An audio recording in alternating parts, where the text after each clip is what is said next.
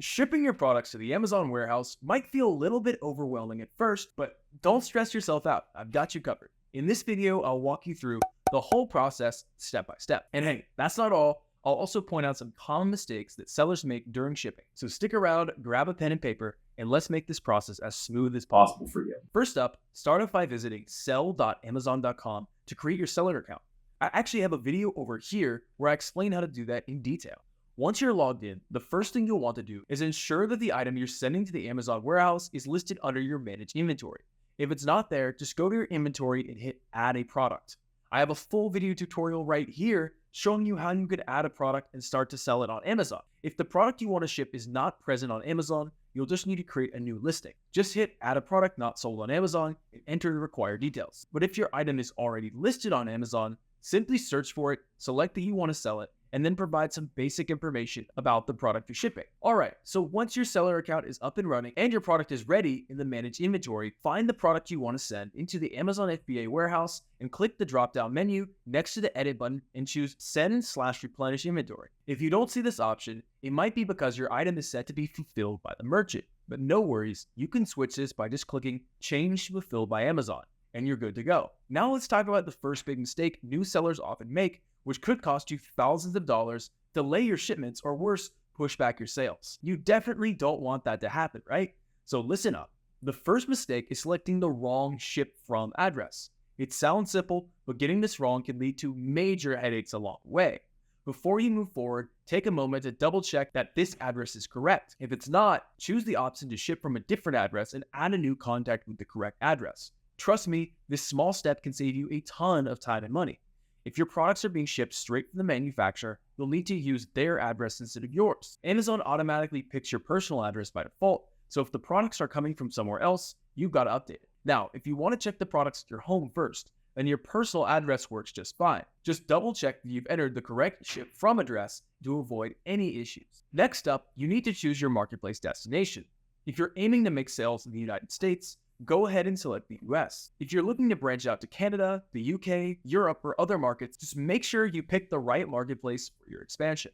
Next is fulfillment options. For most sellers who are planning to only sell on Amazon, the standard fulfillment by Amazon, or FBA, is usually the best option for you. But keep in mind that the perfect choice for you really depends on your unique selling strategy. If you plan to sell your own products on your own website, but also want Amazon to handle the shipping, you can select the blank box option. But if you're starting out and only selling on Amazon for the meantime, stick with the standard fulfillment option. Now, if this is your first time shipping a product to Amazon, you'll need to create a new case pack template. So what exactly is a case pack? It's a container that holds multiple units of your product. You'll get Amazon the dimensions of your case pack and set up a template since you probably will be sending the same quantity and size of units with each shipment. If your product didn't come with boxes, no worries, you can easily grab some from your local Walmart or even order them from Amazon or check uline.com for more discounted box prices if you're ordering in bulk. But here are a few things to remember when setting up your new case pack template. Amazon's warehouse has some specific rules and requirements, like that you should make sure your case isn't longer than 25 inches on any side. Plus, once you packed all your units, the box shouldn't weigh more than 50 pounds. And for more details about this, you could always check the requirements on Amazon's website right here. Next is, you're going to need to name your new template and then specify the number of units per box along with the dimensions. After that, review the prep category. Usually, most products don't need any prep, but it's worth checking for specific requirements, especially if your product is an adult item, a baby product, fragile glass, contains liquids, or has sharp objects inside, because Amazon might need extra prep for these types of products. So if no prep is needed, just save your template and you're all set. The next mistake to avoid is improper preparation of your products. How you prep your items can vary based on their category. If your product falls into one of the categories that we talked about earlier that requires preparation, you'll need to do some research to understand the specific steps needed to get your item ready for shipping. Another major mistake I frequently see new Amazon sellers make is labeling their products incorrectly. This usually means getting the FN SKU wrong. The FN SKU stands for the Fulfillment Network Stock Keeping Unit and is a unique code that Amazon uses to track your inventory in the FBA warehouses. So it's really important to get this right. The UPC and FN SKU are not the same thing. The UPC, or Universal Product Code, is a barcode used globally to identify each product. It's what gets scanned in Walmart or in any grocery store to recognize the product. Basically, every product in the world has a UPC. On the other hand, the FNSKU is specific to Amazon's fulfillment network. It's a unique tracking code used by Amazon to monitor each unit of your product within their system. In simple terms, the FNSKU helps to ensure your product doesn't get mixed up with similar items from other sellers. It keeps everything organized and simplifies inventory management for both you and for Amazon. Now here's a useful tip based on your selling strategy. If you're into retail arbitrage or wholesale, place your FNSKU label directly over the UPC code. However, if you're working with private labels or selling a passion product, printing the FNSKU directly on your product can save you the hassle and cost of buying stickers while also giving your product a professional look. If printing the FNSKU directly in your product isn't the best option for you, you can either apply the stickers yourself or have your manufacturer handle it. Just avoid letting Amazon do the labeling for you, as they'll charge you 50 cents per unit. So either do it yourself or coordinate with your manufacturer to ensure that those FNSKU labels are on your products before they are shipped off to the Amazon warehouse. To get your FNSKU labels, just go to Print SKU Labels and enter the number of units you need labels for. Then hit print, and you'll need to get a sheet of barcodes. Now all you need to do is use the sticker paper to print them out and then apply the label to your products. It's a simple task, though it might take a bit of time since you'll be doing it one by one. This is why having your manufacturer take care of it can be a real time saver. You can either ask them to print the barcode directly on the product or have them print and apply the stickers for you. They usually charge a small fee for this, but think of all the time and hassle that it saves you. Once you've completed the template, click Save. Then let Amazon know how many boxes or cases you'll be sending by hitting Ready to Send and then click Confirm and Continue. Next, go to Confirm Shipping and choose a ship date from the options provided. Amazon will offer you two choices: small parcel delivery or less than truckload, or LTL. Let me explain the difference between small parcel delivery and less than truckload for you. So, small parcel delivery is the way to go if you're packing your units into boxes and either dropping them off at UPS yourself or arranging for a UPS pickup. It's the most common choice for shipping smaller quantities of inventory. If you're sending in a large quantity or multiple pallets of inventory, choose less than truckload. With this option, a truck will come to your house or your manufacturer's location to pick up an entire pallet of your products. Before opting for LTL, make sure to confirm with your manufacturer that they're ready for the truck to pick up the shipment. You'll also need to ensure that they properly palletize and wrap your products for the shipping journey. Before that, if you're finding this video helpful, make sure to hit the like and subscribe button for more content like this. If you're shipping thousands of units, you can arrange for a truck with a lift gate to come directly to your home and pick up your entire pallet. This makes the process super convenient and can even cut your shipping costs in half. It's definitely a win when handling large quantities of inventory. Also, if you choose less than truckload as your shipping option, you won't be using UPS. Instead, Amazon will connect you with a local trucking company, so keep in mind that LTL shipments follow a different process compared to the small parcel delivery with UPS. While technically, sending your products to the Amazon warehouse is quite affordable because you can take advantage of Amazon's discounted UPS shipping rates. That means that you'll save a lot on your shipping costs. But if you're considering other shipping options, then you can definitely explore them. Just select non-Amazon partnered carrier to choose from services like DHL, FedEx, and USPS, or others if you have a specific deal with one of them. However, be aware that these alternatives might significantly raise your shipping cost. For most situations, especially with small parcel delivery, I recommend sticking with UPS for the best rates. Once you've finalized your shipping details, click Accept Charges to confirm. Next, you'll need to print out the box labels. These labels should be placed on the outside or on the surface of the cases you're sending into Amazon. You'll usually receive two types of labels: the UPS label and the Amazon FBA box ID label. The UPS label is used for UPS to scan and track your package.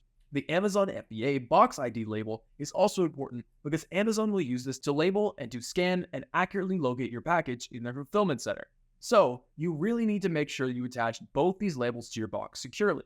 So basically, each time your package moves from the warehouse or is transferred to a different location, Amazon scans the FBA box ID label. This label is crucial for their tracking system, ensuring they can keep track of your products at all times. Remember to handle the label carefully.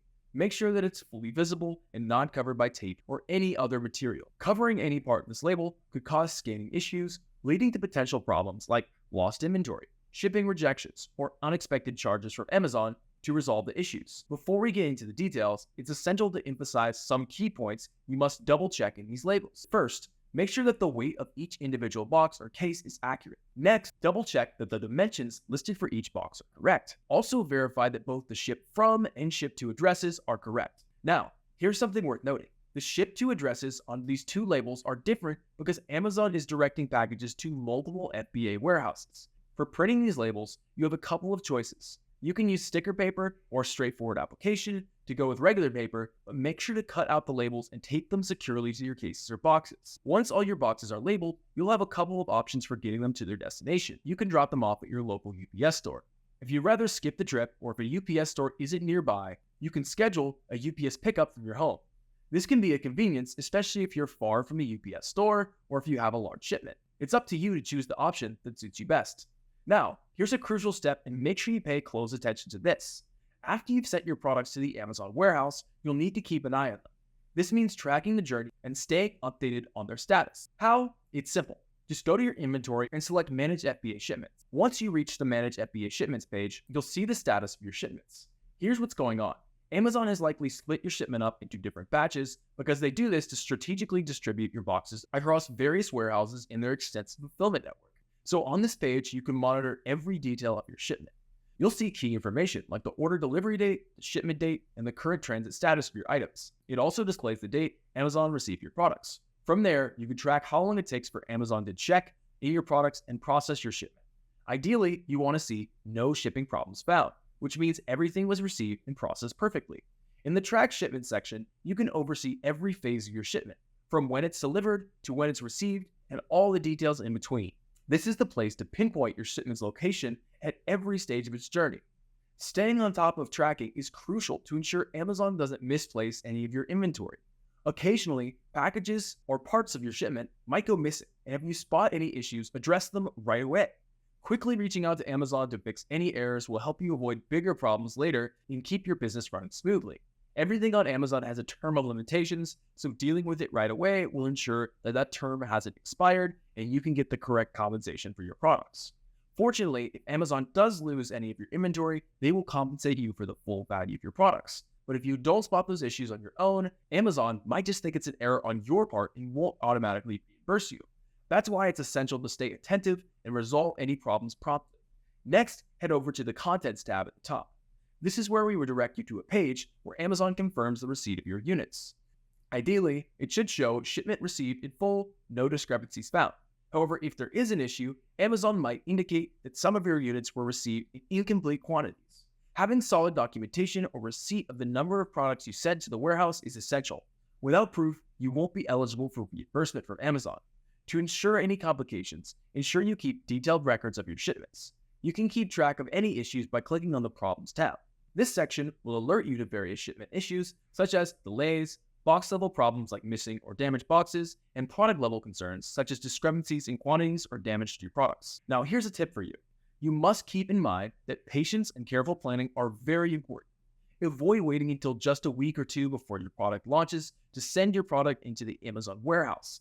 Processing and making your products available for sale can take from a few days to several weeks, even more than a month. So plan ahead to prevent any last-minute issues. Even once your products have arrived at the warehouse, the check-in process can still take several weeks. To avoid delays, plan to ship your products at least 3 weeks before you need them to be processed, because sometimes they can take up to 6 weeks before all the processes are complete. This is why closely monitoring your inventory levels is a must. If you notice your stock is running low, arrange a new shipment right away. Running out of inventory can negatively impact your sales and your product's ranking on Amazon, so keeping ahead of your stock is essential. Another common mistake new sellers make is running out of inventory on Amazon due to poor timing of their shipments.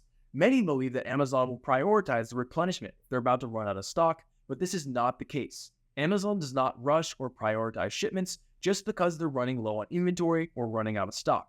It can still take up to 6 weeks to get your products back in stock. So, to prevent this issue, stay proactive and plan ahead. Make sure to send in your replenishment shipments well before your stock gets low. This will help you maintain a consistent inventory flow and avoid any interruptions in your sale. Additionally, keep in mind that during the holiday season, waiting times can extend even further. Although 6 weeks is usually the maximum waiting time from shipping your products to having them checked in, delays can be more frequent during this busy season. Stay ahead of inventory management and make sure to replenish stock well in advance, especially during peak seasons. By keeping a close eye on your inventory levels, you can avoid stockouts and ensure your business runs smoothly, even during the busiest times of the year. Now here's another tip. I suggest splitting your inventory into 2 shipments. Send in half your stock initially and then the other half a few days later. This approach reduces the risk of losing all your inventory if one shipment encounters problems. So moving on, under the shipment status section, you'll see several updates showing you the shipment progressing. Common statuses include in transit, which means your shipment is on its way to the Amazon warehouse, delivered, indicating your shipment has arrived but hasn't yet been checked in, where the shipment has been scanned and is being processed by Amazon, received, signifying that Amazon is actively processing and checking your items, and closed, which means your shipment has been fully received and processed. If you know these statuses, it will enable you to track your shipments more effectively and tackle any problems that come up. Monitoring your shipment status closely allows you to respond quickly if any issues occur, ensuring that your inventory stays well stocked and available for customers. However, it's important to be aware that discrepancies can occur, and sometimes we really can't avoid it from happening. So if this happens, you can upload documents to show Amazon that you did send in all the units you claimed. By providing sufficient evidence, Amazon will compensate you as if these missing units were sold on their platform. That's why it's important to make sure that you keep all your paperwork and receipts organized and accessible. Every document, no matter how small, should be safely stored. For instance, if you're shipping an entire pallet, you'll need to access the shipment summary and print out the bill of lading, or the BOL. This essential document is given to the truck driver during pickup to verify the correct shipment. As soon as the truck driver picks up the pallet, they'll give you a receipt. This receipt is essential because if any of your units get lost, you'll need to prove that you sent in the full pallet. Don't forget to check the details of the bill of lading regarding the trucking company picking up your pallet. It's wise to call them a day before the scheduled pickup to confirm that they're aware it's a residential address. This helps ensure that they send the right type of truck. Additionally, if you don't have a forklift, make sure to request a truck with a lift gate to simplify the loading and unloading process. A lift gate is a platform attached to the back of the truck that can be raised and lowered to help with the loading and unloading of pallets. This is especially helpful if you don't have a forklift on hand. If you're shipping inventory from your own warehouse, verify whether your warehouse has a loading dock or forklift. If not, you'll need to arrange for a truck equipped with one. Also remember to confirm the pickup time with your warehouse to ensure everything goes according to plan. Make sure to have someone at home if the truck is picking up your products from a residence. If the pickup is happening at your manufacturer's location, coordinate with them to ensure staff will be available to assist with loading the products onto the truck. Now, another common mistake new Amazon sellers make is sending either too much or too little inventory. Sending an excess amount can lead to your products sitting in the Amazon warehouse, which will cost you storage fees every month. On the flip side, sending in too little inventory can result in stockouts, can result in selling out, causing missed sales opportunities and dissatisfied customers. This can lead to complications such as decreased visibility and lower rankings for your product on Amazon, which means fewer sales and potential damage to your seller's reputation. To prevent these issues, try to keep a stock level that covers approximately 3 to 6 months of inventory.